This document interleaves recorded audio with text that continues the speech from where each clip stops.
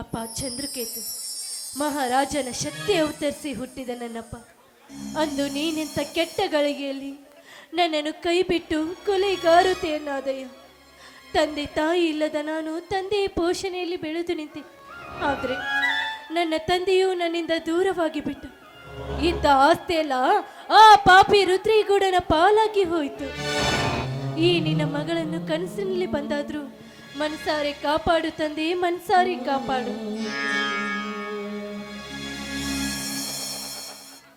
ಬರಗತ್ತಿ ಬಿರುದಿ ಈ ಜೊಲ್ಲ ಸಿಡಿದು ನಮುಸಿರು ನಡೆದ ಬಿಡಲಿ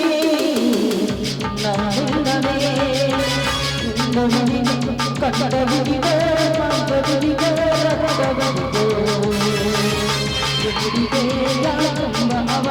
ಪ್ರೀತಿವಿದೆ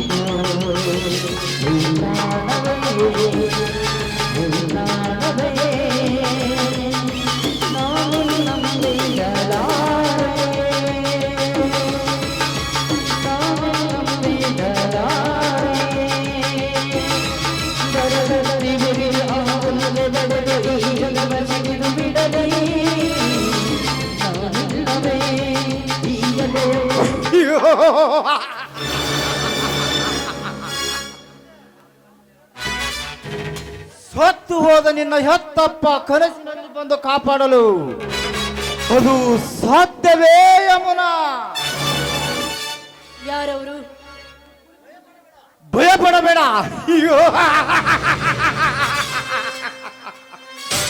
ನಾನು ಬೇರೆ ಯಾರು ಅಲ್ಲ, ರುದ್ರೇಗೌಡನ ಮಿಲ್ ಮ್ಯಾನೇಜರ್ ನಾಗರಾಜ್. ಹೌದು, ಇಲ್ಲಿ ತನಕ ಬೇಕೆ ಬಂದಿತ್ತು ನಿಮ್ಮ ಆಗಮನ? ಅಗತ್ಯವಿದ್ದಲ್ಲಿ ಆಗಮಿಸಬೇಕಾಗುತ್ತದೆ ಯಮುನಾ. ಚಿತ್ರಲೇಖದಂತೆ ವಿಚಿತ್ರವಾಗಿ ಕಾಂಗತ್ತಲೆಯಲ್ಲಿ ಬಿದ್ದು ಸಾಯುತ್ತಿರುವ ನಿನ್ನ ಈ ಭಂಡದ ಬದುಕನ್ನು ಮಣ್ಣಿನಿಂದ ನಿರ್ಮಿಸಬೇಕೆಂದು ಬಂದೆ. ಹಣದಾಸಿಗಾಗಿ ಮಾನ ಕಳೆದುಕೊಂಡು ಶ್ರೀಮಂತರ ಸೊತ್ತಾಗಿ ಬಿದ್ದು ಸಾಯುವ ಹೇಡಿಯನ್ನಲ್ಲ ಈ ಯಮುನಾ. ಮಿಸ್ಟರ್ ನಾಗರಾಜ್, ಬ್ರಹ್ಮ ಸೃಷ್ಟಿಸಿದ ಆಕಾಶ ಭೂಮಿಗಳಂತರವಿದ್ದರು ಲವಲವಿಕೆಯಿಂದ ಜೀವನ ನೂಕುತ್ತೇನೆ ವಿನಃ ನಿಮ್ಮಂತ ಕುತಂತ್ರದ ಯಂತ್ರಕ್ಕೆ ಮಾತ್ರ ಸಿಗಲಾರೆ. ಯಮುನಾ,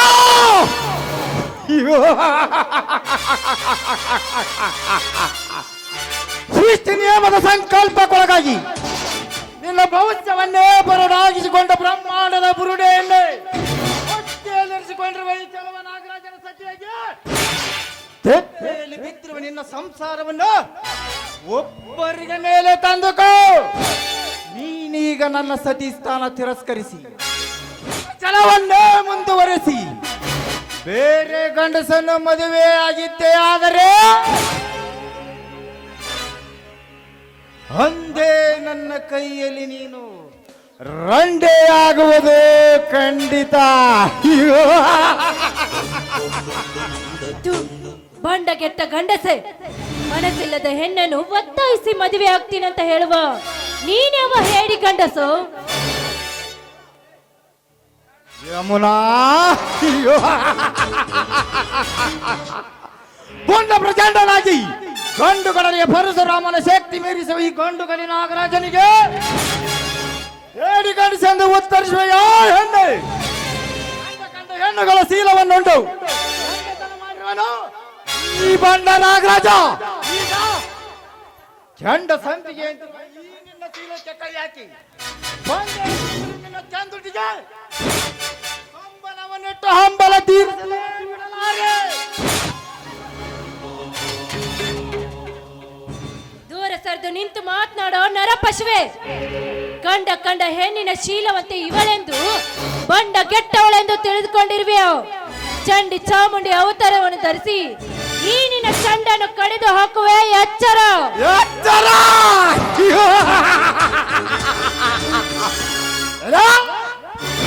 ನನಗೆ ಎಚ್ಚರ ಹೇಳುವ ಹುತ್ತು ಚಂದ್ರವಿನ ಮಗಳೇ, ಚಂಡಿ ಅವತಾರ ತಾಳಿದ ಆ ಬಂಡ ಹೆಣ್ಣಿನ ಗಂಡನಾದನು ಆ ಶಿವಶಂಕರನು.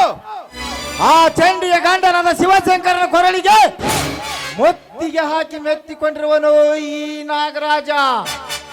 ಇಡೀ ಬ್ರಹ್ಮಾಂಡವನ್ನೇ ತನ್ನ ಹೆಡೆಯಲ್ಲಿ ಹೊತ್ತು ನಿಂತು ನಿಮ್ಮಂತ ನರಕದ ನಾಯಿ ಜಾತಿ ಹೆಣ್ಣಿಗೆ ಸ್ಥಾನ ಕೊಟ್ಟವನು ಈ ನಾಗರಾಜ. ಹೃದಯವನ್ನು ಕೊಟ್ಟು ಈ ರಾಜ್ಕುಮಾರನನ್ನು ಆಲಂಗಿಸಿಕೊಂಡಿದ್ದೆ. ಆದರೆ ಗಂಡನ ಕೈ ಹಿಡಿದ ಗರತಿಯಾಗಿ ಬಾಳುವೆ ಈ ಪ್ರಪಂಚದ ಪರಮಾತ್ಮವನ್ನು ಅರಿತು ಬೆರೆತ ಹೆಣ್ಣಿಗೆ ನಿನ್ನಂತವನ ತತ್ವ ಪ್ರದೇಶ ನನಗೆ ಬೇಕಾಗಿಲ್ಲ ನಾಗರಾಜ್. ಹೆಣ್ಣು ತಾವು ಬಯಸಿದ ಗಂಡನ ಕೈ ಹಿಡಿದು ಜಗದ ಕಣ್ಣಾಗುತ್ತಾಳೆ ವಿನಃ ನಿಮ್ಮಂತ ಕಾಮುಕರ ಸೆಳೆತಕ್ಕೆ ಸಿಕ್ಕು ಮಣ್ಣಾಗುವುದಿಲ್ಲ. ಹೆಚ್ಚಿಗೆ ಬಾಯ್ ಬಿಚ್ಚದೆ ಇಲ್ಲಿಂದ ಹೊರಟು ಹೋಗು. ಹೊರಟು ಹೋಗು. ಹೊರಟು ಹೋಗಲು ಬಂದಿಲ್ಲ ಯಮನ. ನೀ ಉಟ್ಟ ಬಟ್ಟೆಯನ್ನು ಬೆಚ್ಚಿ ಬಿಸಾಕಿ ಯಾರು ಮುಟ್ಟದ ನಿನ್ನ ಸುಂದರವಾದ ಮಡಿಕೆಯನ್ನು ಚೂರಾಗಿಸಲಿಕ್ಕೆ ಬಂದಿರುವೆ. ಅದು ನಿನ್ನಂತವನಿಗೆ ಎಂದಿಗೂ ಸಾಧ್ಯವಿಲ್ಲ ಅಂತ ತಿಳಿದುಕೋ. ಸಾಧ್ಯವಿರದಿದ್ದರೆ ಗದ್ದುಗೆ ಏರಿ ಗುದ್ದಿಸಿ ಈ ನಿನ್ನ ಸೌಂದರ್ಯದ ಶರೀರವನ್ನು ಯಮುನಾ ಕಾಲ ಯಮರಾಯನನ್ನೇ ಬೆನ್ನಿಗೆ ಕಟ್ಟಿಕೊಂಡು ನನ್ನೊಂದಿಗೆ ವಾದಿಸುವುದು ತರವಲ್ಲ. ಸುಮ್ಮನೆ ನಿನ್ನ ಮೈ ಒಪ್ಪಿಸಿ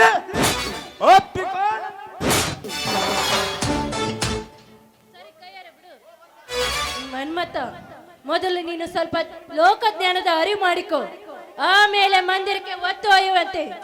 ಹೆಣ್ಣು ಏನೆಂದು ಯೋಚಿಸದೆ ನೀನು ನನ್ನನ್ನು ಮುಟ್ಟಲು ಬಂದಿದ್ದೆ ನಿಜವಾದ್ರೆ ಹರಕು ಮೆಟ್ಟಿನಿಂದ ಒಡೆಯಬೇಕಾಗುತ್ತದೆ. ಎಚ್ಚರವಾಗಿರು.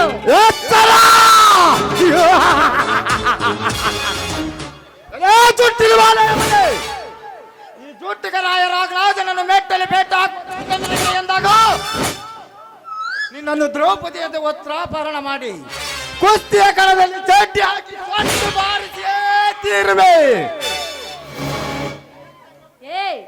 ಹೆಣ್ಣನ್ನು ಕಾಣದ ಶ್ವಾನವೇ, ನಾಯಿಯಂತೆ ಕೂಗಾಡಿ ಈಗೇಕೆ ನಿನ್ನ ಗಂಟಲನ್ನು ಹರಿದುಕೊಳ್ಳುವೆ?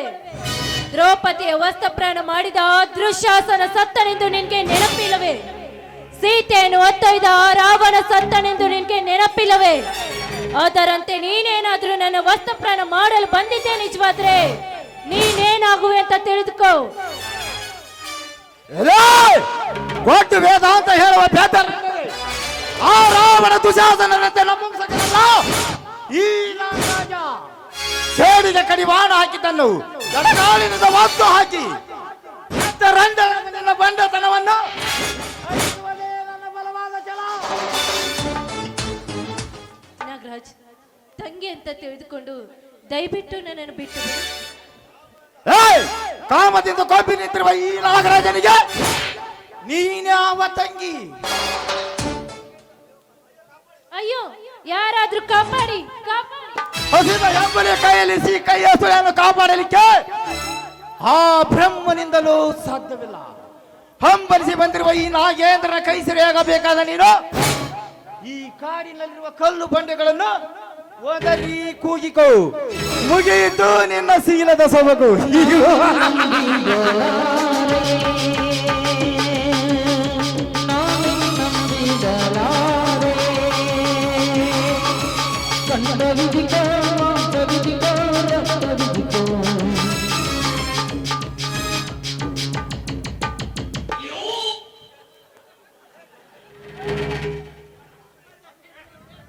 ಇಲ್ಲೇ ಹೊತ್ತ ಸೂರ್ಯ ಮಗನಾಗ ಮೊದಲು ಕೈ ಬಿಡು ಅವರ ಹುಡುಗಿಯ ಸೈಡನ್ನು.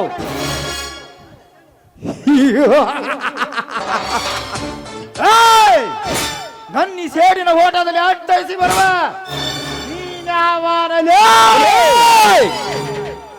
ಕಾಮದಿಂದ ಕೊಬ್ಬಿ ನಿಂತು ಹೆಣ್ಣಿನ ಆಸೆಗಾಗಿ ಬಡ ಹೆಣ್ಣು ಮಕ್ಕಳ ಮಾನ ಪ್ರಾಣ ಕಳೆಯುತ್ತಿರುವ ನಿಮ್ಮಂತ ಬಂದ ಶ್ರೀಮಂತರ ಚಂಡ ಕಡೆಯಲ್ಲಿ ಬಂದ ಯಮಧರ್ಮ ಯಮಧರ್ಮ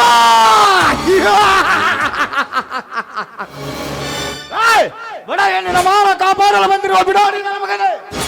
ಗೌಡನ ಬಲಗೈಯಾಗಿರುವ ಇವತ್ತು ನಾಗರಾಜನ ಕೆಳಗಲಿಕ್ಕೆ ನಿನಗೂ ಸಾಧ್ಯವಿಲ್ಲ, ನಿಮ್ಮಪ್ಪನಿಗೂ ಸಾಧ್ಯವಿಲ್ಲ. ಗೌಡ ಗೌಡ ಗೌಡ ಎಲ್ಲೋ ಗೌಡನ ಯಂತ್ರದಿಂದ ಬದುಕತ್ತಿರುವ ಹಂದೆ ನನ್ನ ಮಗನೇ. ಇನ್ನೊಂದು ಅಕ್ಷರ ನಮ್ಮಪ್ಪನ ಬಗ್ಗೆ ಮಾತನಾಡಿದರೆ ನಾಗ ಹೊತ್ತು ನೋಡಿದೆ ನಿನ್ನ ಕೊಯ್ದು ನನ್ನ ಹೊಲದೊಳಗಿನ ಬದಿನಾಗ ಉಗಿದು ಬಿಟ್ಟೆ ಮಗನು. ಎಚ್ಚರದಿಂದ ಮಾತಾಡು. ಎಚ್ಚರ! ಲೇ, ನನಗೆ ಎಚ್ಚರ ಹೇಳುವೆಯ? ಶಕ್ತಿ ಹೃದಯಲ್ಲಿ ರಕ್ತದ ಹರಳನಿಟ್ಟು ಹೊನ್ನಿನ ಮನೆಯನ್ನೇ ಕಣ್ಣಲ್ಲಿ ಕಣ್ಣಿಟ್ಟು ಕಾಯುವ ವಿಷಯ ನಾಗೇಶನಿಗೆ ಎಚ್ಚರವೆಂದು ಮಾತನಾಡುವೆಯ? ಏಳುಗಾಲದ ಕಡಿವಾಣ ಹಾಕಿಸಿಕೊಳ್ಳಬೇಡ. ಸುಮ್ಮನೆ ಇವಳನ್ನು ಬಿಟ್ಟು ಹೊರಡು ಇಲ್ಲಿಂದ. ಹೊರಟು ಹೋಗು.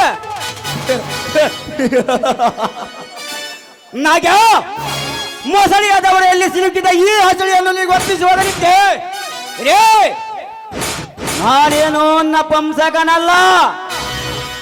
ಅಣ್ಣ ಹತ್ತಿರ ಕೈ ತುತ್ತನ ತೆಂದು ಓ ನಿನ್ನ ಕರಿನಾಗರ ಜೊತೆ ಚಡ್ಡಿ ಹಾಕಿ ದೊಡ್ಡ ಬಾರಿಸಲು ಬಂದಿರಲಿವನು ಗಂಡವನೇ. ಕಂದ ಕಂಡ ಹೆಣ್ಣಿಗೆ ಮಿಂಡನಾಗುವನೆಂದು ಹೊರಟ ನಿಮ್ಮಂತ ಕಾಮುಕರ ಚಂಡು ಕಲಿಯಲು ಶಕ್ತಿ ಮೇರೆ ಒಟ್ಟಿರವಿವನು ಪ್ರಚಂಡವರೇ. ಆಗ ನಿನಗೆ ಒಳ್ಳೆ ಮಾತಿನಿಂದ ಹೇಳ್ತಿದ್ದೇನೆ, ಇವರನ್ನು ಬಿಟ್ಟು ಹೊರಟು ಹೋಗು. ನಿನ್ನಂತವನ ಪೊಳ್ಳು ಬೆದರಿಕೆ ಕೇಳಿದ್ರಿ ಇವಳನ್ನು ಬಿಟ್ಟು ಕೊಟ್ಟು ಹೋಗಲಿಕ್ಕೆ ನಾನೇನು ನಪಂಸಕನಲ್ಲ. ಶಕ್ತಿ ನನ್ನೊಂದಿಗೆ ವೈರತ್ವ ಸಾಧಿಸುವುದು ತರವಲ್ಲ.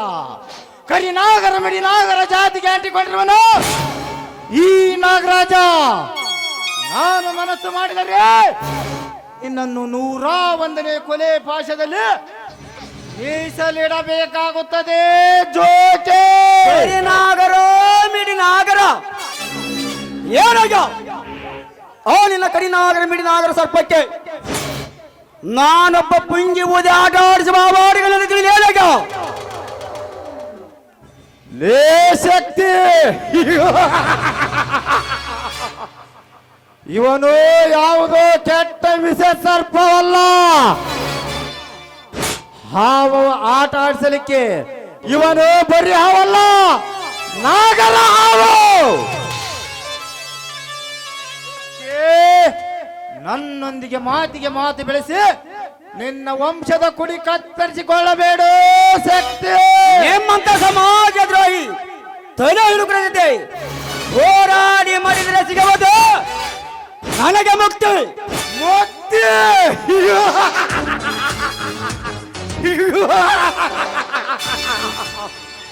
ನಿನ್ನ 100 ಚೀಲದ ಜೋಳದ ಗೂಡು ಸೊಂಟ ಬೂದಿ ಆಗುವಾಗ ಎಲ್ಲಿ ಹೋಗಿತ್ತ ಈ ನಿನ್ನ ಶಕ್ತಿ?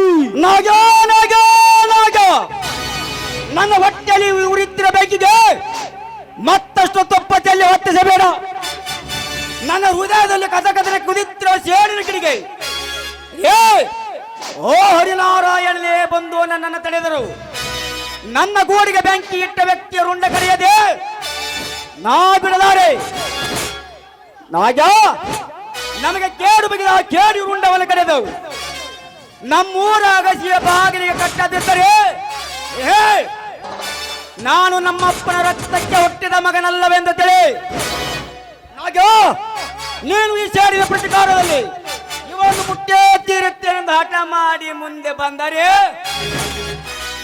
ಏ ನನ್ನ ಪರಶುಧರನಿಗೆ ನೀನೇ ಮೊದಲ ನರಬಲಿ.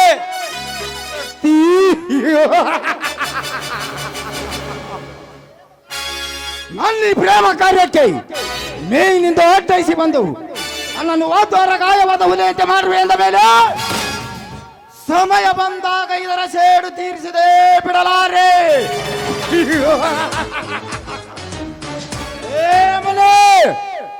ಒಂದೊಂದು ದಿನ ನಿನ್ನ ಶೀಲವನ್ನು ಕುಕ್ಕಿ ತಿನ್ನುವ ಬೇಟೆಗಾರನಾಗಿ ಬಂದೇ ಬರುತ್ತೇನೆ.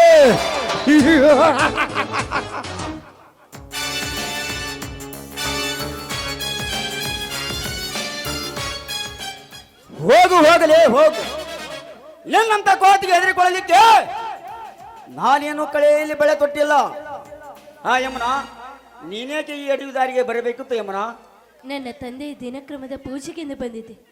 ಆ ಪಾಪಿಯಿಂದ ಪಾರು ಮಾಡಿದ್ದಕ್ಕೆ ನಿಮ್ಗಂತೂ ತುಂಬಾನೇ ಧನ್ಯವಾದಗಳು. ಯಮುನಾ, ಅಸಹಾಯಕ ಸ್ಥಿತಿಯಲ್ಲಿ ಕಾಪಾಡುವುದೇ ನಿಜವಾದ ಗಂಡಸಿನ ಲಕ್ಷಣ. ಯಮುನಾ ಯಮುನಾ, ಸುಮ್ಮನೆ ಮನೆಗೆ ಹೋಗಿಬಿಡು. ಶಕ್ತಿ, ನೋಡಿ ಶಕ್ತಿ, ನನ್ನ ಬಾಳಿಗೆ ನೀವು ಬೆಳಕಾಗಿ ನನ್ನ ಕೈ ಹಿಡಿದು ನಿಮ್ಮನ್ನು ಸತಿಯಾಗಿ ಸ್ವೀಕರಿಸಿ ಅಂತ ನಿಮ್ಮ ಕಾಲು ಹಿಡಿದು ಬೇಡಿಕೊಳ್ಳು. ಎದ್ದೇಳು ಯಮನ, ಎದ್ದೇಳು. ನೀನು ತಿಳಿದುಕೊಂಡಷ್ಟು ಸುಲಭವಿಲ್ಲ ನಮ್ಮ ಇಬ್ಬರ ಮದುವೆ. ಅಣ್ಣ ಅತ್ತಿಗೆರೆಯಲ್ಲಿ ಬಲೆಯಲ್ಲಿ ಬಿದ್ದ ಪ್ರಾಣಿ ನಾನು. ನೀನ್ಯಾವುದೋ ರೀತಿಯಲ್ಲಿ ನನ್ನನ್ನು ಮೆಚ್ಚಿಕೊಂಡಿರುವೆ ಎಂದ ಮೇಲೆ ಮನೆಯಲ್ಲಿ ಹಿರಿಯರನ್ನು ಕೇಳೋಣ. ಅವರು ಒಪ್ಪಿದರೆ ಸರಿ, ಒಪ್ಪದಿದ್ದರೆ ನನ್ನ ಜೀವ ಇರು ತನಕ ನಿನ್ನ ಕೈ ಹಿಡಿದು ಕಾಪಾಡೋ ಭಾರ ನನ್ನದು ಯಮನ. ಶಕ್ತಿ, ಮೆಚ್ಚಿದೆ ಈ ನಿಮ್ಮ ಉದ್ಧಾರ ಗುಣಕ್ಕೆ. ನಿಮ್ಮನ್ನು ಕೈ ಹಿಡಿಯಬೇಕಾದ್ರೆ ನಾನು ಯಾವ ಜನ್ಮದ ಪುಣ್ಯ ಮಾಡಿದ್ದೇನೋ ನಾ ಕಾಣೆ. ಹಾಗಾದ್ರೆ ಈ ಪ್ರಿಯತಮನ ಮನತುಣಿವಂತೆ ಒಂದು ಪ್ರೇಮ ಗೀತೆ ಅಂದ್ರೆ ಹಾಡಬಾರ್ದು ಚಿನ್ನ? ಆಯ್ತು ರೀ, ನಿಮ್ಮ ಇಷ್ಟದಂತೆ ಆಗ್ಲಿ.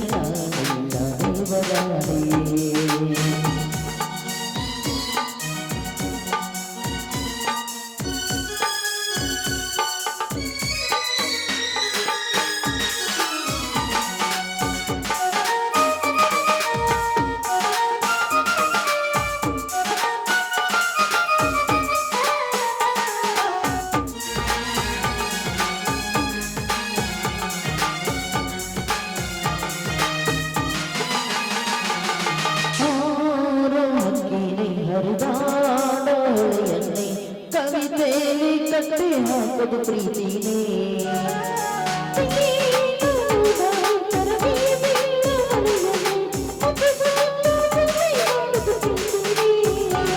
ಗುರುವಿಲ್ಲದಿದ್ದರೂ ಕಲೆಯದು, ಗುರುವಿಲ್ಲದಿದ್ದರೂ ಕಲಿಸಲು, ಅರಿವಿಲ್ಲದ ಕಲೆಯ ಕಲಿತ ಈ ಪ್ರೇಮ.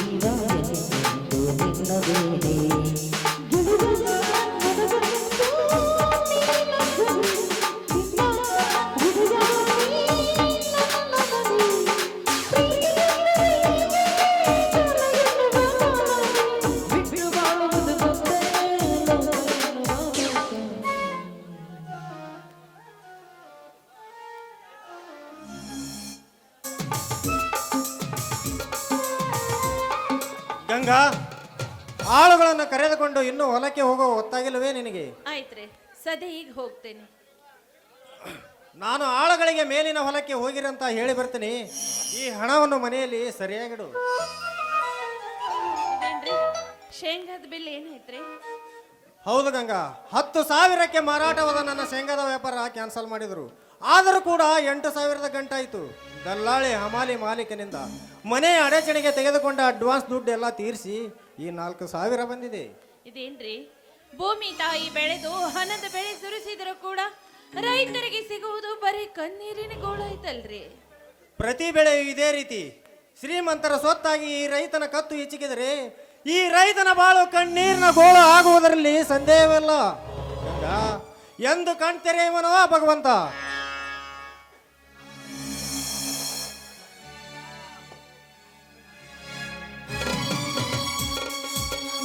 ಅಣ್ಣ ಅತ್ತಿಗೆ, ಬಾ ಸಹೋದರ, ಇವಳಾರಪ್ಪ ಹೆಣ್ಣು ಮಗಳು?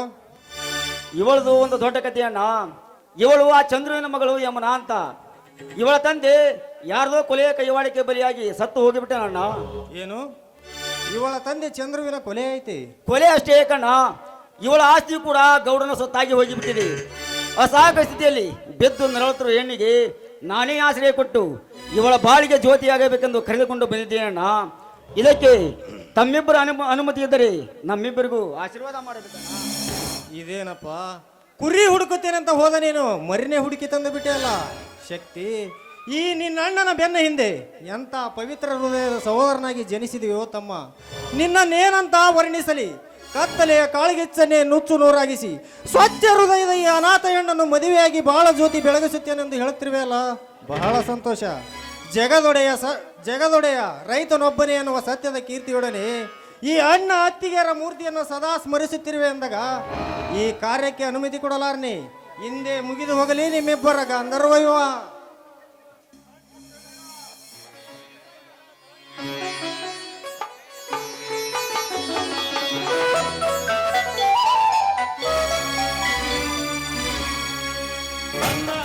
ಏನೋ ಕಾರ್ಯಕ್ರಮ ಹಮ್ಮಿಕೊಂಡಂತೆ ಕಾಣ್ತಿದೆಯಲ್ಲ ಶಿವಶಕ್ತಿಯವರ ಬಳಗ. ಏನಿಲ್ಲ, ಬನ್ನಿ ಗೌಡ್ರಿ, ಕುಳಿತುಕೊಳ್ಳಿ. ಕೂತ್ಕೊಂಡು ಮಾತಾಡೋದು ಗೌಡ್ರ ಕೆಲಸ ಅಲ್ಪ ತಮ್ಮ, ಅದ ನನ್ನ ಕೆಲಸ. ಯಾಕಂದ್ರೆ 3 ವರ್ಷದ ಕಟಬಾಕಿ ನಿಂತೈತಿ, ಅದ್ರ ಭೂ ಕಂದಾಯ ಉಸುಲಿಗೆ ಬಂದಿದ್ದೇವೆ. ನೀನು ಪಟ ಪಟ ನೋಟ್ ಎಣಿಸ್ಬಿಟ್ರೆ ನಾವು ಚಟಾಪಟ ಹಂಗ ಪಾವತಿ ಹರಿದು ಕೊಡೋದ ನಿಮ್ಗೆ. ಇದೇನು ತಲಾಟೆಯವರೇ ನೀವು ಹೇಳುತ್ತಿರುವುದು? ಪ್ರತಿ ವರ್ಷವೂ ನಾನು ಹಪ್ತೆ ಚೌಕಟವಾಗಿಯೇ ಕಟ್ಟುತ್ತಾ ಬಂದಿರುವೆ, ನೀವು ಸುಳ್ಳು ಹೇಳುತ್ತಿರುವಿರಿ. ಸುಳ್ಳು ಹೇಳಿದ್ರೆ ನಂದೇನು ಗೇಣು ಹೊಟ್ಟೆ ತುಂಬೋದೈತೆ ನೋಯಪ್ಪ. ದೇವರಾಣಿ ಆಗಿವು 3 ವರ್ಷದ್ದು ಬಾಕಿ ನಿಂತೈತಿ. ಅದು ಅಲ್ಲದ ನಿಮ್ಮ ಅಣ್ಣ ತಮ್ಮರದು ಇಬ್ಬರದು ಸೇರಿ ಕಸರ ಮುಸ್ರಿ ಆಗಿ ನಿಮ್ಮ ಅಪ್ಪನ ಹೆಸರಿಗೆ 1500 ರೂಪಾಯಿ ಕುಂತೈತಿ ನೋಡ್ತಮ್ಮ. ಸುಳ್ಳು ಹೇಳಿದ್ರೆ ನಮ್ಮ ನಾರಾಯಣಪ್ಪ ಗೌಡ್ರನ್ನ ಕೇಳ. ಹೌದು ಶಿವ, ಕಟ್ಟಬೇಕಿದ್ದು ನಿಜ. ಹಣ ಉಸಿಲಿ ಮಾಡಂತ ಮೇಲಿನಿಂದ ನಮಗೆಲ್ಲರಿಗೂ ಒತ್ತಡ ಹಾಕಿದರು. ಅದಕ್ಕೆ ಎಲ್ಲರೂ ಸೇರಿ ಬರಬೇಕಾಗಿದೆ. ಬೇಗ ಹಣ ಕಟ್ಟಿ ಬಿಡು.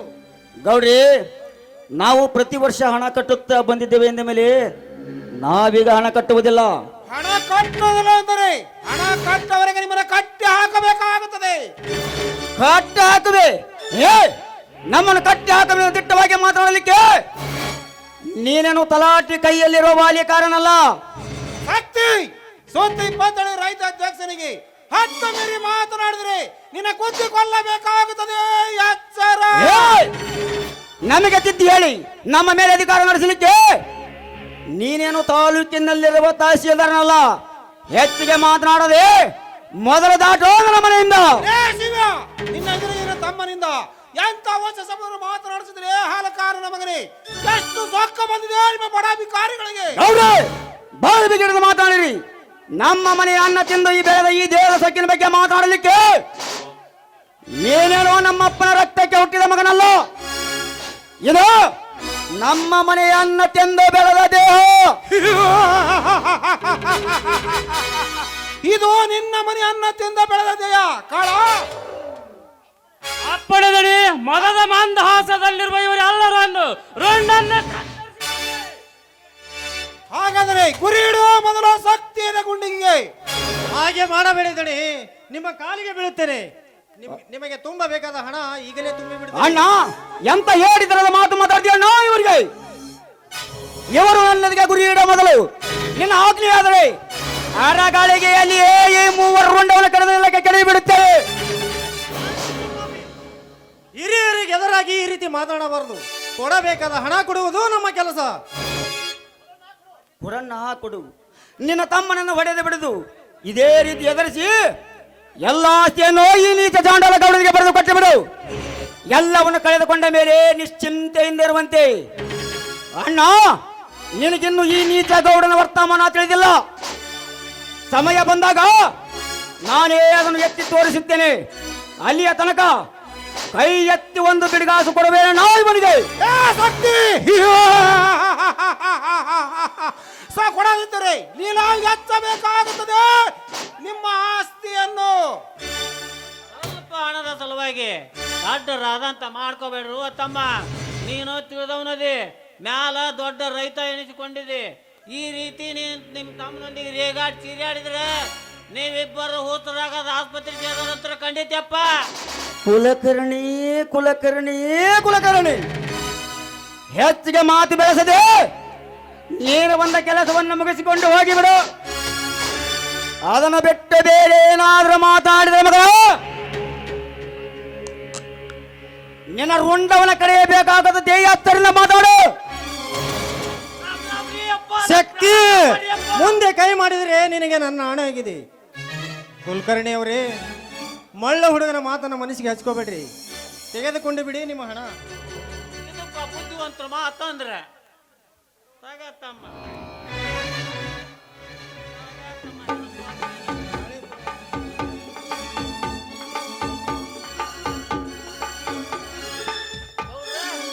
ನಡಿ, ನಾವು ಹೋಗೋಣ. ಮನೆಗೆ ಹೋಗಿ ಹೊತ್ತಾಗೈತೆ, ರೊಕ್ಕ ಕೊಟ್ಟಾರಪ್ಪ ಅವ್ರ. ಅಣ್ಣ, ಇದೇನಣ್ಣ ನೀನು ಮಾಡುತ್ತಿರುವ ಅಂಜುಬರ್ಗ ಕೆಲಸ? ಇದೇ ರೀತಿ ನೀನು ಇವರಿಗೆ ಹೆದರಿ ಎಷ್ಟಂತ ಹಣ ಕೊಟ್ಟು ಹಣದಿಂದ ಹಾಳಾಗುತ್ತಿ ಅಣ್ಣ. ಎಲ್ಲಿ ಹೋಯ್ತಣ್ಣ ನಿನ್ನ ಸತ್ಯದ ಮಾತು? ಸತ್ಯದ ಮಾತು ಈ ಕಲಿಯುಗದಲ್ಲಿ ಸತ್ತು ಹೋಗಿದೆ ಸಹೋದರ. ಯಾಕೆಂದರೆ ರೈತನು ಉಣಬೇಕಾದ ಕರ್ಮದ ಗಂಟು ಮಾತ್ರ ಒಂದೇ ಅಂಟಿಕೊಂಡಿದೆ. ಯಾಕೆಂದರೆ ಭೂಮಿ ತಾಯಿ ಮುಗಿಲೆತ್ತರ ಬೆಳೆದು ಮನೆ ತುಂಬ ದವಸ ಧಾನ್ಯ ಎಲ್ಲ ತುಂಬಿದರು. ಕಟುಕ ಸರ್ಕಾರದ ವಶವಾಗುತ್ತದೆ ಎಂದಾಗ ನಿನಗೇನೆಂದು ಉತ್ತರಿಸಬೇಕೋ ನನಗೆ ತಿಳಿಯದಾಗಿದೆ. ಇನ್ನು ಮುಂದೆ ಈ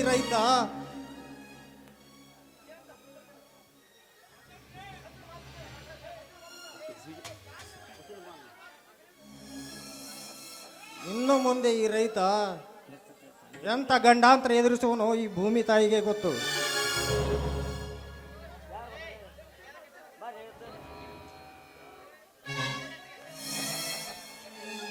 ಶಿವಶಕ್ತಿ ಮನೆ ಅಂದ್ರೆ ಇದೇ ಏನ್ರಿ? ಹೌದು, ಬನ್ನಿ ಸಾಹೇಬ್ರಿ. ಏನು ಬೇಕಾಗಿತ್ತು? ಬರ್ಬೇಕಾದ್ ಬಾಕಿ ಇತ್ತು, ಅದಕ್ಕ ಬಂದೆ. ಅಂದ್ರೆ ಅಂದ್ರ ಏನ್ ತಿಳಿಸಿ ಹೇಳದೈತ್ರಿ ಮಗ.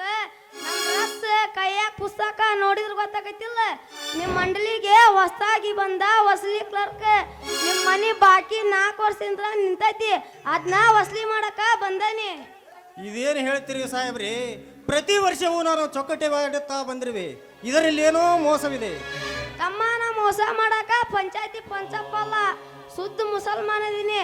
ನೀ ಮೊದಲನೇರು ತುಂಬಿರೋ ಹಣನ ಮೊದಲೀರಿ ಎತ್ತಿ ಹಾಕ್ಯಾರ. ನಾ ಏನ್ ಮಾಡ್ಲಿಗ? ನೀ 800 ಕೊಟ್ಟು ಪಾತಿ ತಗ. ಓ ತಂದೆ ಗಂಗಾಧರ ಮೂರ್ತಿ, ಈಗ ಎಂತ ಅಗ್ನಿ ಪರೀಕ್ಷೆಯಲ್ಲಿ ನೂಕಿದೆಯಾ ತಂದೆ ನನ್ನನ್ನು? ಸಾಹೇಬ್ರೇ, ಸತ್ಯವಾಗಿಯೂ ನಾನು ಹಣ ತುಂಬಿದ್ದೇನೆ. ಬೇಕಾದರೆ ಪಾವತಿ ತಂದು ಕೊಡುವೆ.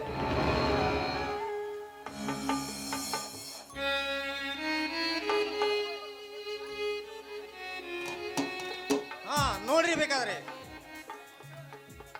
ಇವು ನಮ್ಮ ಪಂಚಾಯತಿ ಮಂಡಳಿ ಪಾವತಿ ಅಲ್ಲ ಶಿವಶಕ್ತಿ ಇವರೇ, ಇವು ನಕಲಿ ಪಾವತಿ. ಆ ಚಾಂಡಲ ನಿಮಗೆ ಮೋಸ ಮಾಡಿದ್ದಾನೆ. ನೀವು ಮಾತ್ರ ಈಗ ಹಣ ತುಂಬಲೇಬೇಕು. ಎಲ್ಲ ಬಡ್ಡಿ ನನ್ನ ಮಗನೇ. ಅಣ್ಣ, ಅವನ್ ಯಾರೆಂಬುದನ್ನು ಮೊದಲು ನೀನು ಪತ್ತೆ ಹೆಚ್ಚು. ಅವನ್ ಎಲ್ಲಿದ್ದರು ಅವನನ್ನು ಹುಡುಕಿ ನಾನು ಅವನಿಂದ ಹಣ ವಸೂಲಿ ಮಾಡುತ್ತೇನೆ. ಅವನೆಲ್ಲಿರುವನೋ, ಯಾವ ಕಡೆ ಇರುವನೋ, ಯಾವ ಊರಿಗೆ ವರ್ಗಾಯಿಸಿಕೊಂಡಿರುವನು ಯಾರಿಗೆ ಗೊತ್ತು?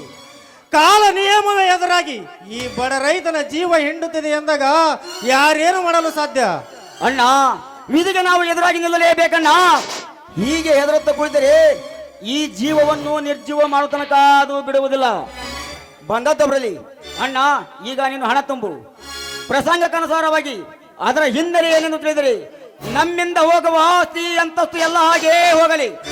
ಆದರೆ ಈ ಪರಶುರಾಮನ ಕೊಡ್ಲಿ ಶಕ್ತಿ ಏನೆಂಬುದನ್ನು ತೋರಿಸಿಯೇ ಬಿಡುತ್ತೇನೆ. ಸಾಹೇಬ್ರಿ ತೆಗೆದುಕೊಂಡು ಬಿಡಿ ನಿಮ್ಮ ಹಣ. ಆಯ್ತು ಹೋಗ್ ಬರ್ತೀನಿ. ಈ ಪಾತಿ ಕಾಯ್ದು ಹಿಡ್ಕೊಳ್ಳಿ.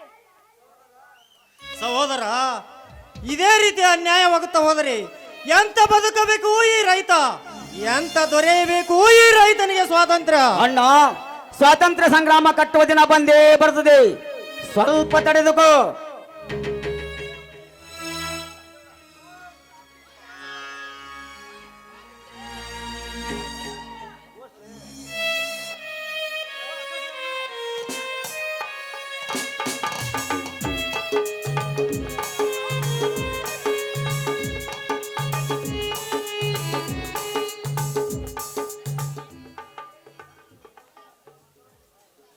ಶಕ್ತಿ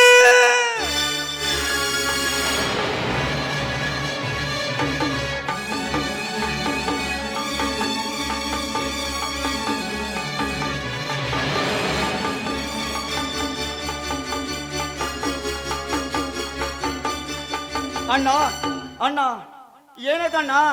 ಅತ್ತಿಗೆ ನೀರು ಕುಡಿ ಇಲ್ಲಿ.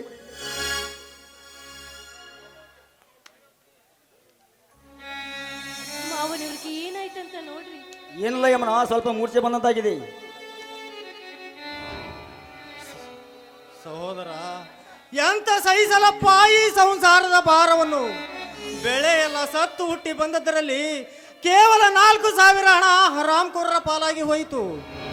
ಪಂಪ್ ಸೆಟ್, ಕರೆಂಟ್ ಬಿಲ್ ಎಲ್ಲ ತುಂಬಿದರು, ಅದು ಕೂಡ ಮತ್ತೆ 3,000 ತುಂಬಬೇಕೆಂದು ಬಂದಿದೆ. ಹೇಗೆ ಉಳಿಯಲಿ, ಹೇಗೆ ದೂಡಲಿ? ಇದೇನ್ರಿ, ವಾರದ ಹಿಂದೆ ತುಂಬಿದ ಹಣ ಮತ್ತೆ ತುಂಬಬೇಕಂದ್ರೆ ಅದು ಹೇಗೆ ಸಾಧ್ಯ? ಹೇಗೆ ಆದ್ರೆ ಮುಂದೆ ಜೀವನ ಸಾಗಿಸುವುದಾದ್ರೂ ಹೇಗ್ರಿ? ಏನು ಮಾತನಾಡದಷ್ಟು ನಿರ್ಗತಿಕನಾಗಿದ್ದೇನೆ ಗಂಗಾ. ಒಮ್ಮೆ ನೋಡಿದರೆ ಪ್ರಾಣ ತ್ಯಾಗ ಮಾಡಿ ಈ ಹಾಳು ಸರ್ಕಾರವನ್ನೇ ಸುಟ್ಟು ಹಾಕಬೇಕೆನಿಸುತ್ತದೆ. ಏನು ಮಾಡಲಿ, ಎಷ್ಟು ಸಹಿಸಿಕೊಳ್ಳಲಿ? ಓ ತಂದೆ ಗಂಗಾಧರ ಮೂರ್ತಿಯೇ, ಈ ರೈತನ ಪ್ರಾಣವನ್ನು ಅನ್ಯಾಯವಾಗಿ ಹಿಂಡುವುದು ನಿನಗೆ ಸರಿ ಕಾಣಿಸುತ್ತದೆ. ಬೆಳೆದಿದ್ದರಲ್ಲಿ ಅಳಿದು ಉಳಿದು ಹೊಟ್ಟೆ ಪಾಡಿಗಿಟ್ಟ ಹಣ ಕೂಡ ಕಟುಕ ನೌಕರರ ಪಾಲಾಗಿ ಹೋಯಿತು. ಹೇಗೆ ಎಂತ ರೈತ ಬದುಕಬೇಕು ಈ ಕೆಟ್ಟ ಸಮಾಜದಲ್ಲಿ? ರೈತನೇ ಜಗದ ಅನ್ನದಾತನೆಂದು, ಜಗದ ಲಂಚಕೊರ್ರಿಗೆ ಅನ್ನದಾತನೇ ನೀನೇ ಹೇಳು ತಂದೆ, ಹೇಳು. ನೀನ್ ಇದೇ ರೀತಿ ಕಣ್ಣು ಮುಚ್ಚಿಕೊಂಡು ಕಟುಕರಿಗೆ ಹಣ ಕೊಟ್ಟು ಈ ರೈತನಿಗೆ ಕಣ್ಣೀರು ಕೊಟ್ಟರೆ ನೀನ್ ನಾಳೆಯಾಗಿಯೂ ಈ ರೈತ ಉದ್ಧಾರ ಆಗುವುದಿಲ್ಲ. ಜೋಡೆತ್ತು ಕಟ್ಟಿ ಬಿತ್ತಿ ಬೆಳೆದ ಈ ರೈತ ಇಂದು ನಿನ್ನ ಕಣ್ಣೆದುರಿನಲ್ಲಿಯೇ ಮಣ್ಣು ಪಾಲಾಗುತ್ತಿದ್ದಾನೆ. ಕಣ್ ತೆರೆದು ನೋಡು ತಂದೆ ಈ ರೈತನನ್ನು. ಅಳಬೇಡಣ್ಣ, ಅಳಬೇಡ, ಸ್ವಲ್ಪ ಸಮಾಧಾನ ಮಾಡಿಕೋ. ಅಂತ ಸಹಿಸಿಕೊಳ್ಳಲಿ ಸಹೋದರ. ಬ್ರಹ್ಮ ಸೃಷ್ಟಿಸಿದ ಬ್ರಹ್ಮಾಂಡವನ್ನು ಬ್ರಹ್ಮ 4 ವೇದಗಳಿಂದ ನಡೆಸುತ್ತಿದ್ದಾನೆ. ಆ 4 ವೇದಗಳನ್ನು ಸೋಮ ರಕ್ಕಸರೆಂಬ ರಾಕ್ಷಸರು ಅವುಗಳನ್ನು ಕಿತ್ತುಕೊಂಡು ಜಗತ್ತನ್ನೇ ಕತ್ತಲು ಮಾಡಿ ನೀರಿನಲ್ಲಿ ಮುಳುಗಿದಂತೆ ಇಂದು ಈ ರೈತನ ಕೈ ಕಾಲುಗಳನ್ನು ಚಾಂಡಾಲರು ಕತ್ತರಿಸಿಕೊಂಡು ಈ ಜಗತ್ತನ್ನೇ ಕತ್ತಲಾಗಿಸುತ್ತಿದ್ದಾರೆ. ಅದನ್ನೆಲ್ಲ ನೀನು ಮನಸ್ಸಿಗೆ ಹಚ್ಚಿಕೊಳ್ಳಬೇಡಣ್ಣ, ಅದಕ್ಕೆಲ್ಲ ನಾನಿದ್ದೇನೆ. 4 ವೇದಗಳನ್ನು ಬಾಯಲ್ಲಿ ಕಚ್ಚಿಕೊಂಡು ನೀರಿನಲ್ಲಿ ಮುಳುಗಿದ ಸೋಮ ರಕ್ಕಸನಿಗೆ ಶ್ರೀಹರಿನಾರಾಯಣನು ಮತ್ತೆ ಅವತಾರವನ್ನು ತಾಳಿ ಅವನನ್ನು ನುಂಗಿಕೊಂಡು ಮತ್ತೆ ಮರಳಿ ಸೃಷ್ಟಿ ನಡೆಸಿದಂತೆ ನಾನು ಆ ಲಂಚಕೋರ ಚಾಂಡ ರುಂಡವನ್ನು ಕಡಿದು ಜಗತ್ತಿನ ತಂದೆ ರೈತನೊಬ್ಬನೇ ಎನ್ನುವ ಸತ್ಯವನ್ನು ಇಡೀ ಜಗತ್ತಿಗೆ ಗೊತ್ತಾಗುವ ಹಾಗೆ ಮಾಡದಿದ್ದರೆ ನಾನು ನಿನ್ನ ಸಹೋದರನೇ ಅಲ್ಲವೆಂದು ತಿಳಿಯಣ್ಣ, ತಿಳಿ. ನನಗೆ ನಂಬಿಕೆ ಇದೆಯಪ್ಪ, ನೀನು ಹೇಳಿದ ಕೆಲಸ ಮಾಡಿ ತೋರಿಸುವ ಗಂಡಿದೆ ಗಂಡು ಎಂದು. ಈಗ ಮುಗಿದು ಹೋಗಲಿ ನಿಮ್ಮಿಬ್ಬರ ಮದುವೆ ಕಾರ್ಯ.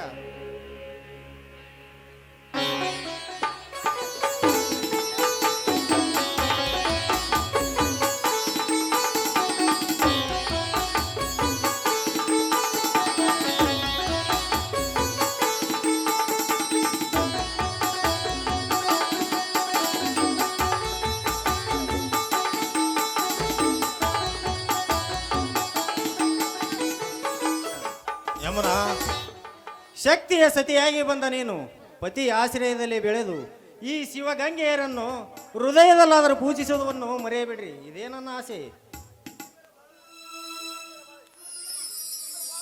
ನಿಮ್ಮಿಬ್ಬರ ಬಾಳು ಬೆಳಗಲಿ, ದೇಶಕ್ಕೆ ಹಂದರವಾಗಲಿ.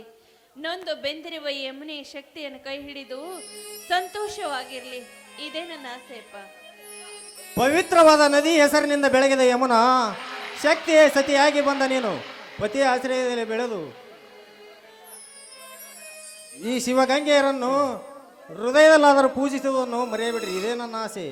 2 ಸಲ ಆಗ್ಲಿ ಮಾವ, ನಿಮ್ಮ ಮಾತಿನಂತೆ ಆಗ್ಲಿ. ಸಾಗರ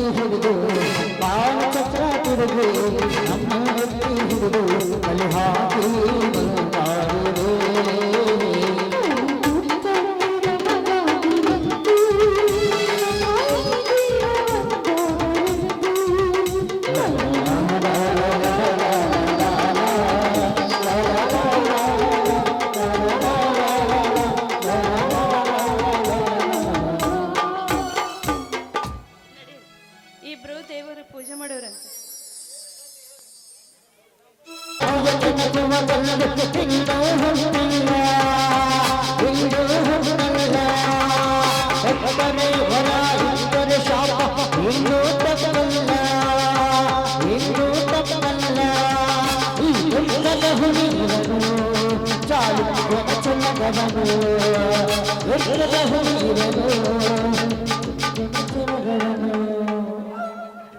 ನಮಸ್ಕಾರ ಬಾಸ್. ನಮಸ್ಕಾರ. ಶ್ರೀಗಂಧದ ತುಂಡಿನ ಲೋಡ ಕಳಿಸಿ, ಕಂಟ್ರಿ ಸರ ಲಾರಿಗೆ ಲೋಡ ಮಾಡಿಸಿ, ಪ್ರತಿಯೊಂದು ಹಳ್ಳಿಗೆ ಸಪ್ಲೈ ಮಾಡಿ ಬಂದಿರ. ಗಂಧದ ಲೋಡ್ ಕಳಿಸಿದ್ದಾಯ್ತದಣಿ. ಕಂಟ್ರಿ ಸರಾಯಿ ಬಟ್ಟೆಯಿಂದ ಇಳಿಸಬೇಕೆನ್ನುವಷ್ಟರಲ್ಲಿ ಅಪಗಾರಿ ಖಾತೆಯ ಮ್ಯಾನೇಜರ್ ಸಾಹೇಬ್ರು ನಮ್ಮನ್ನು ರೇಡ್ ಮಾಡಿಸಿ ಎಲ್ಲ ಮಾಲ ಉರುಳಿಸಿ ಹೋದ್ರು ದಣಿ. ಏನು ಅಬಕಾರಿ ಖಾತೆಯ ಮ್ಯಾನೇಜರ್ ರವಿಶಂಕರ ನಮ್ಮ ಮಾಲಿಗೆ ರೇಡ್ ಹಾಕಿದ್ರಿ. ಏ ಹಲಕಾರನ ಮಕ್ಕಳ, ಅವ ನಮ್ಮ ಬಟ್ಟಿ ಸಮೀಪ ಬಂದಾಗ ಹಿಡಿದು ಕಟ್ಟಿ ಹಾಕಲು ಏನಾಗಿತ್ತೋ ನಿಮಗೆ ದಾಡಿ? ನಾವು ಹಿಡಿಯರಷ್ಟಲ್ಲಿ ನಮ್ಮನ್ನು ಹೊಡಿಸಿ ಬೆದರಿಸಿ ಓಡಿ ಹೋದ್ರು ದಣಿ. ಓಡಿ ಹೋದ್ರೆ ಅನ್ನೋದಕ್ಕೆ ನಾಚಿಕೆ ಆಗದ್ರಿ. ಏಕಾಚಿತ್ತಪ್ಪ ರವಿಶಂಕರ ಈ ಗೌಡರ ರೇಡ್ ಹಾಕಿರಂದರೆ ನನಗೆ ಅವಮಾನ ಕಾಳ. ಅಪ್ಪಳದಡಿ ಆ ಜಗದಲ್ಲಿ ನಾನಿದ್ದರೆ ಈ ತರ ಆಗುಲಕ್ಕೆ ಬಿಡುತ್ತಿದ್ದೇ ಇಲ್ಲ. ಹೋಗಲೇ ಕನ್ನಡ ಗಡಿ ನಾಡಿನಲ್ಲಿ ಗಂಡಗಳಿಸಿಕೊಂಡಿರುವ ಈ ಪುಣ್ಯ ರುದ್ರೇಗೌಡನ ಮಾಲಿಗೆ ರೇಡ್ ಹಾಕಿದ ಬಂಡ ರವಿಶಂಕರನ್ನು ದರದಲ್ಲಿ ಎಳೆದು ತಂದು ನಮ್ಮ ಕಂಟ್ರಿ ಕಾರಿ ವಲಯವಾಗಿ ಹಾಕಿ ಒಂದು ವೇಳೆ ಆ ಮಗ ಏನಾದ್ರೂ ಅಡ್ಡ ಮಾಡಿದರೆ ಅದೇ ಗಾಡಿಯಲ್ಲಿ ಎತ್ತಿ ಹಾಕಿ ಗಾಡಿ ಸಮೇತ ಸುಟ್ಟ ಬಂದ ಬಿಡ್ರಿ. ಆಯ್ತು ದಣಿ, 27 ಹಳ್ಳಿಗೆ ಕಡೆ ವೈರಿ ಆಗಿರುವ ರವಿಶಂಕರ ಅಷ್ಟೇ ಏಕೆ ಅವನ ಹೆಂಡತಿ ಮಗಳನ್ನು ಕೊಚ್ಚಿ ಹಾಕಿ ಅವರ ಮನೆ ಬಾಗಿಲು ಹಾಕದಿದ್ದರೆ ನನ್ನ ಹೆಸರು ಕೊಡ್ಲಿ ಕಾಳನೇ ಅಲ್ಲ. ಏ ಕರಿಯ ಮರಿಯ ಹೋಗ್ಲಿ, ಆ ಬಿಡಾಳಿನ ಮಗ ರವಿಶಂಕರನ ಗಾಡಿ ಕಂಟ್ರೋಲ್ ಆಯ್ತು ದಣಿ. ಬೇಗನೆ ಹೋಗಿ ಆ ಗಾಡಿ ನಿಲ್ಲಿಸಿ ಅದರಲ್ಲಿರುವ ಮಾಲನ್ನೆಲ್ಲ ನನ್ನ ಮನೆಗೆ ಸಪ್ಲೈ ಮಾಡ್ರಿ. ಒಂದು ವೇಳೆ ಆ ಮಗ ಡ್ರೈವರ್ ಏನಾದ್ರೂ ನಿಮ್ಗೆ ಅಡ್ಡಿ ಮಾಡಿದರೆ ಗಾಡಿಯಲ್ಲಿ ಅದನ್ನು ಎತ್ತಿ ಹಾಕಿ ಗಾಡಿ ಸಮೇತ ಸುಟ್ಟ ಬಂದ ಬಿಡ್ರಿ. ಆಯ್ತು ದಣಿ. ಲೇ ಬೆಪ್ಪನ ಮಕ್ಕಳ, ಆಯ್ತು ಎಂದು ಕಪ್ಪಿಯ ತರ ತಿಪ್ಪಿ ದಂಡಿನ ಕುಳಿತು ಒತ್ತು ಕಳೆದರೆ ನಿಮ್ಮನ್ನು ಮೊದಲುಗೊಂಡಿಟ್ಟು ಕೊಲ್ಲಬೇಕಾಗುತ್ತದೆ. ಯಾತ್ತರ